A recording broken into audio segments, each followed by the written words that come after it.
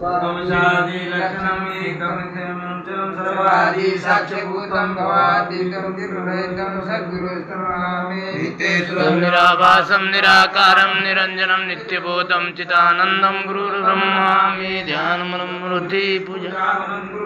मंत्रमनं वाक्ये मोक्षमनं गुरुकृपा गुरुरादिरादिचे गुरुपरमदेवतं गुरुपरमास्मि तस्मै श्री गुरुवे नमः